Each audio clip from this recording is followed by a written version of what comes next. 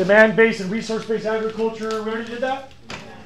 All right, so I had just a couple of study goals to cover in the last 20-odd minutes of class. I'd like to talk about 11, 12, and 14 today. These are all in assignment 4.1. If you took notes, I just kind of want to add to your notes, make a few little changes, but there are some things your book didn't say. So number 11 is about pests and pesticides. First thing your book didn't say that all of you should know, about 95% of the insects on a farm are not pests.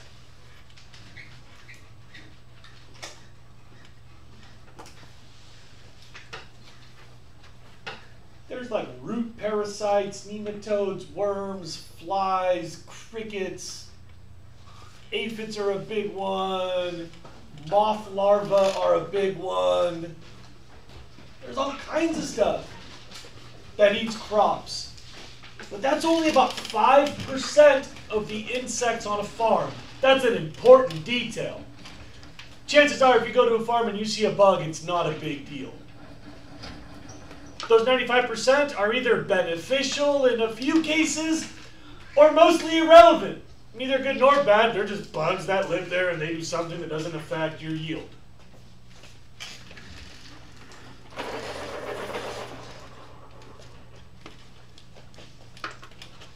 Next thing your book didn't say. When we talk about pesticides, we're going to have to talk about toxic and toxicity. But I got to tell you a little story.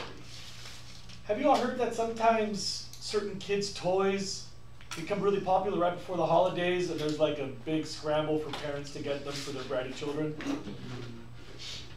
Like you might remember the Tickle Me Elmo was a really big whoop.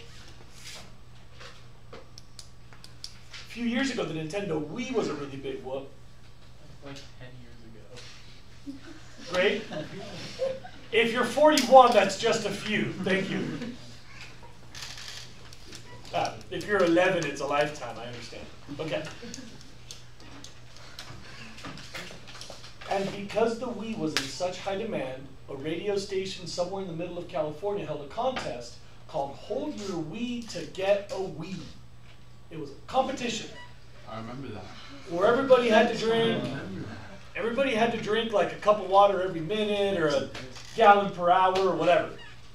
And they said all the contestants show up on Saturday, and by the end of the day, someone will be the last one that didn't go to the bathroom, and the last one sitting, I think, will be the winner. And so this guy's like, oh, I work at a toll booth. I have to work 8-hour shifts every day. I never go pee. I'm definitely going to win this. And they're like, you going to give it to your son or your daughter? And he's like, it's for me, man. It's for my man cave. I got no kids. And then like some other lady goes on there. She's like, oh, I'm an emergency room nurse. And you know, during an emergency, you can't walk away to pee. So I'll often go 12, 13 hours on a long shift and not pee. So we're like, ooh, she's going to win. And then they asked this one lady, like, so what's your special skill? And she's like, well, I'm just poor. So there's no way I could afford to buy one. I have no particular skill set, but this is the only way I'm going to get my son a Wii, so I'm going to go for it. Hey, she won. First, like, the nurse had to go pee, and then, like, the toll booth guy was the last one. And at the end, he was like, I gotta go, I gotta go, I gotta go. And the radio guy's like, hey, did I just see you pee your pants? And the guy's like, go! And he like, stood up and he ran off. And so they're like, okay, we have a winner, we have a winner. And I can't remember the lady's name. It was like, Shay, you've won. How do you feel? Are you excited? And then over the radio, you hear her, and she's like, I feel good. And they're like, okay, you can go pee now. And she's like, nah, that's okay. I'm like, don't you feel horrible? Do you have to go pee? And she's like, I don't feel anything. And then she died. And the dude was on the radio like, oh, we need to cut to a commercial. We got to get this lady some help. And like, it cuts off. Oh my God. Did they give her kid to eat? So did this whole Yeah, so the kid now has no mother, but he had a Wii, so that's pretty tight. I'm glad we can laugh about this. She died because anything is toxic, even clean drinking water. There's like this really stupid thing that humans do, where they're too distracted to think, so they just pick a single word label, and they go, that's toxic, I won't use that thing. You've heard this. Toxic makeup, toxic water bottles, toxic ingredient in my food, toxic to wear this, toxic to sit in there, toxic to breathe it. I'm sorry, kids, but that is 100% wrong every time. You're stupid if you say that. Please don't say that. I want you to always remember this story about the lady who died from drinking clean, presumably bottled, which is probably, you know, whatever quality kind of water. But even water can be toxic because there's two parts to the equation. How toxic means how much dosage. When something is very toxic, you need a small dose. When something is not very toxic, you need a huge dose. But even water, which has to have very low toxicity, means you need a huge amount. But if you get a huge amount, your nerve cells can't communicate. Something about ionic solutions and the sodium-potassium pump between your nerve cells. Anybody know what I'm talking about? Because I forget now. Yeah. But there's something about the way that nerves communicate where they have to send ions and they like switch polarity right at the contact point. And then it switches. And if you have too much water, you can't switch them. You can't spread your ions across that gap. And so her brain couldn't make her heart pump. Anything is toxic. I don't know, but it was probably a lot. Just not very common. It's a very rare outcome. Here's my point. Anything which is like really, like the most toxic thing known to man is dioxin. It'll kill you at 3 parts per billion concentration, 3 ppb, meaning at 0.0000003%, maybe not, give or take a 0, of your body volume, you would die of toxicity from that. That's the most toxic thing. But you know what? If you took 1/1000th of that dose, you'd be fine.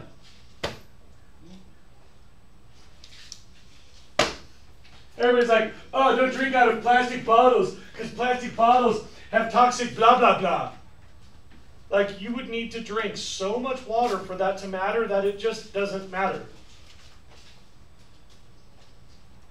There's 2 parts of this equation. Toxicity, which is a real thing, but toxicity just tells you the dosage. If you're not talking the dosage, toxicity doesn't matter.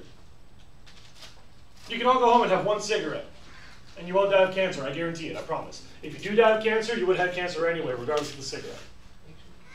That's a fact. You can tell your mom and dad, I said that. Look, I'm putting it on YouTube. Like crack cocaine, very bad for you. Don't do crack cocaine. But if you took like 1/1000th of a gram of crack cocaine, you'd be fine. You're not going to get addicted, you're not going to feel it, you'd be totally fine. I don't care. No, because dosage matters. And like, we don't have this conversation because we're too distracted. Like, oh, numbers and stuff, I hate science, I don't believe in that. So let's talk about pesticides, but remember dosage. There have been 4 stages of pesticide development in the history of agriculture. Stage number 1 was toxic elements, like arsenic. And this is really, really dangerous to use toxic elements as a pesticide, because yeah, it kills bugs, but it's really difficult to monitor dosage. You just grind up rocks and throw powder on the farm. And the bugs die, but if any of that powder collects in a weird shaped leaf and somebody eats that, they die too. Toxic elements. Like the most famous one that was actually a pesticide is arsenic. Like, I think that's rat poison, right? Isn't arsenic rat poison? Yes. Old school rat. You're not even allowed to use that for rat poison in California anymore.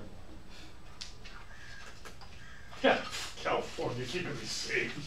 Hate the government. Number 2. Early farmers noticed that some plants never get eaten by bugs because they're toxic to bugs. Like tobacco. Some genius had an idea like, oh, the bugs won't eat that. Let me roll it up and see what happens.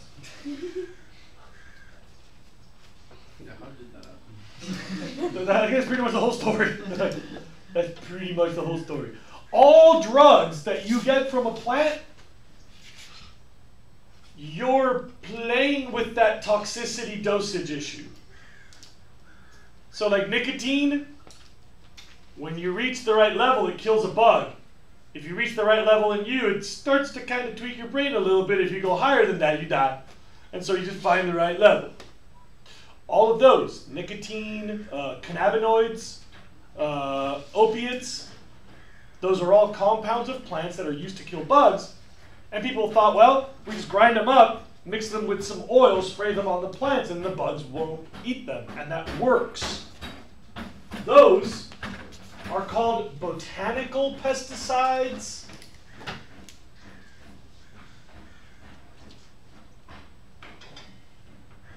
Which are natural plant chemicals. And that was the majority of our pesticide history through the life of agriculture until relatively recently. I mean, agriculture's been around like 10,000 years. And nothing much changed until like 1940. In 1940, we started tweaking chemistry, mostly to kill other humans. You might know that some countries were very, very good at that. Chlorine gas. For example.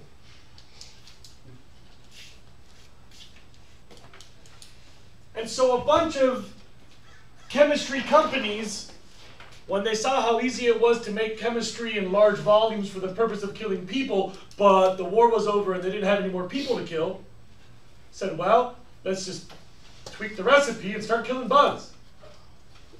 And so they picked a couple of wacky ingredients that you can stick to carbon to make those POPs we talked about in the vocab. These are synthetic, like they never existed in nature, they're just inventions of some person. And this person thought, well, this compound might really kill the bugs because it's based on carbon, so it goes into the bug. And once it's in the bug, well, bug dies. Problem, of course, I've told you this before, you should remember by now, it's like a bullet you shoot that keeps flying. Once we've made those chemicals, they're all out in our food web somewhere. But phase 3, from the 1940s to the 1970s, was the heyday of pesticide. Those were the really deadly ones, the POPs, 1940s to 1970s.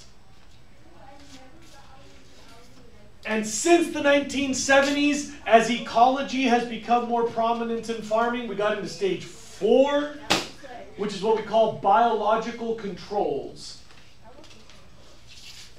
Usually a living thing to kill another living thing, like a predator or a parasite, something that interrupts the life cycle of your pest species. Is that number 3? Or is that still number 2? That was the 4th stage. Elements that are toxic, plant-based botanicals, POPs, the synthetic carbon-based stuff. And since then, we've started to get to the 4th era of pesticides, which is the biological controls. Nowadays, most farmers don't really do that much pesticide, even conventional farmers. Today we're in study goal number 12. The current method for most farmers is called IPM, which stands for Integrated Pest Management.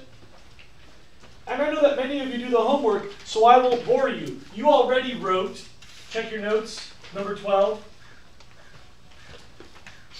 You already wrote a combination of biological control, chemical pesticide, and some methods of planting crops. Something you didn't write, please look up, is that pesticides just try to, IPM just tries to lower pest volumes. It's not about eradication, it's about just bringing it down to like a mellow level. IPM is, let's just kick back on the bugs a little bit. It's a blend of ideas, and I'd like to describe those planting methods. So everybody who did the homework, you already said planting methods. Draw a little arrow, I'll give you 4 examples. One planting method that cuts down on bugs is crop rotation. Like when the broccoli bugs get bad, you just take away the broccoli and give them corn so that they go away. And then if you start getting a lot of corn bugs, then you rotate crops again and try strawberries. You know, bugs are very specific.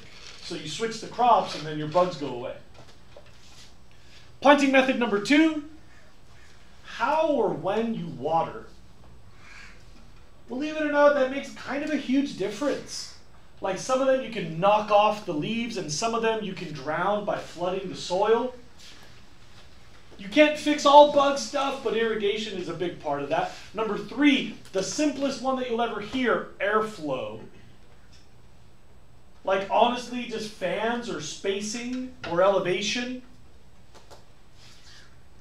I mean, farmers know this, but we the public don't really think about this very much. But like some bugs can only jump so far, so if you put the other plant far away, that's impossible for them to reach. Or some bugs, if you keep it high enough, the spiders can find and eat them. Or if you just pick the leaves off the ground, they can't touch dirt and then they don't make babies or whatever. Method number 4, this is the one I really like. It's called insectary planting. Insect-A-R-Y, insectary planting. Insectary planting is when you use native plants to bring in more bugs.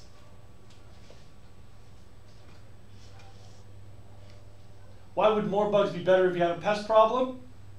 Competition keeps them out. Competition or predation. You know, there's a lot of parts of the farm that a farmer can't use. There's laws about how close to the fence and how close to the road and how close to the power line.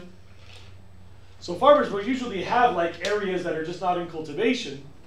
In many of those places, like along creeks and below the phone pole, you just plant some natives and then you get all these other bugs, which coincidentally includes some spiders that eat your pest or some other bug that outcompetes the pest.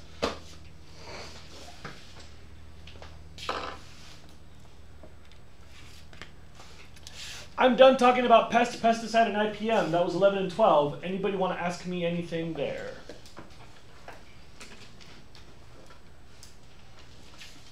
Then please look at number 14.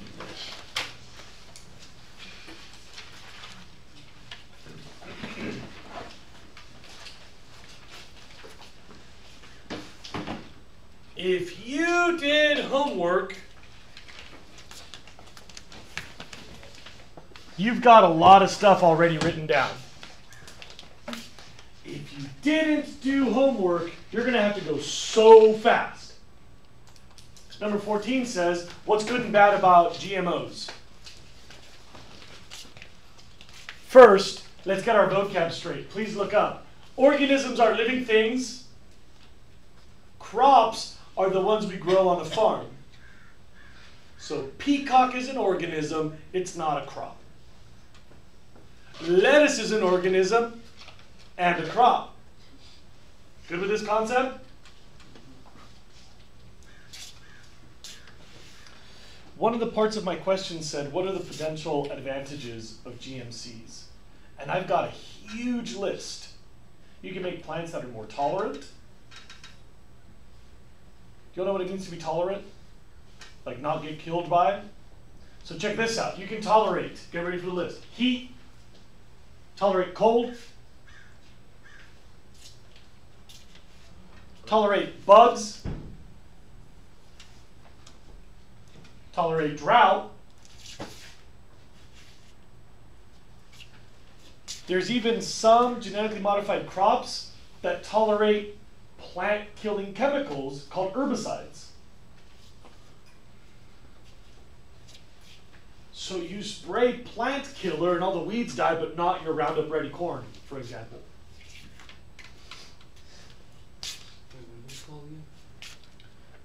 Herbicides. Herbicide tolerance. You can also make stuff that's easier to farm, like high yielding or accelerated growth or out of season growth.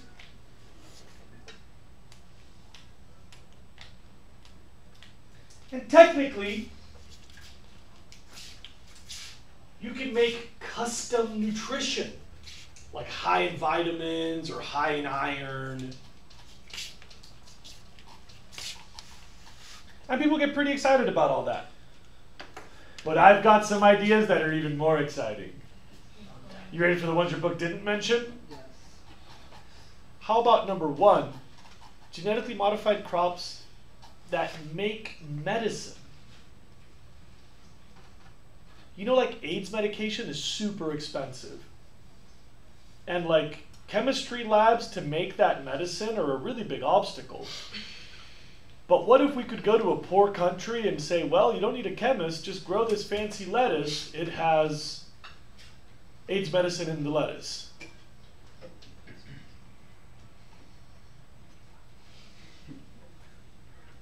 You know, sometimes you have to give kids like food supplements because they're like sick. So imagine you just give them a fancy peach and like that's got a whole bunch of iron hidden in it. Or there's like a lot of medicines that people take that are just easy to forget and not that exciting, like birth control. Just starts to feel like a nightmare for many people. So what if you had like your daily birth control strawberry that you can kind of look forward to? This might be sexist, but I also think it's smart. What about ice cream? Birth control ice cream? I tell you what, my wife would never forget.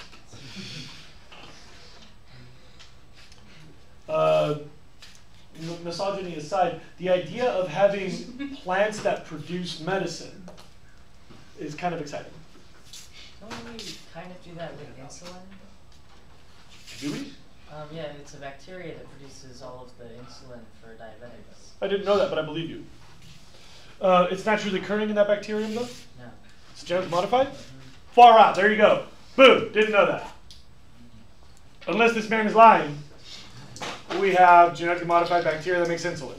Now, give me evidence. I'll give you extra credit. That's good to know. I need the article, though. Here's another one. Animals that grow human body parts. Not like a pig valve in a human, but human lungs in a pig. No, it's real. There's a rat. So the rat with the ear is one thing, but let's get serious about this. Hold on a second. Back to me now. So, something like 3,000 Americans die waiting for an organ transplant every day. It's like, oh, poor so-and-so, lung failure, we can't find the right lungs. Because you got to match the blood type and the age and the body mass, but you can make a pig that's type O negative and like type B positive or whatever. I mean, look, we're already raising those pigs. What if we got the bacon and then we had like a backup supply of like 10,000 human body parts every day? I know it sounds kind of grisly, but I think that's a really smart plan. And number 3 genetically modified thing that I really like.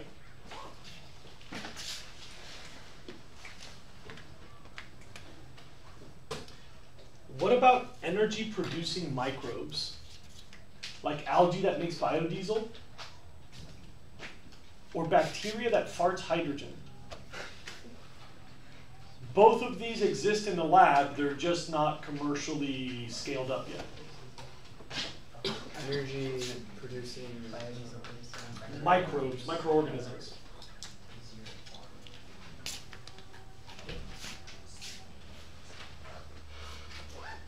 I need to continue with this study goal, but the bell's about to ring.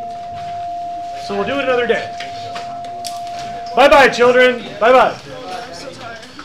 There's the funniest. Will you stop streaming, Miller? Then tell me. There's the funniest South Park episode.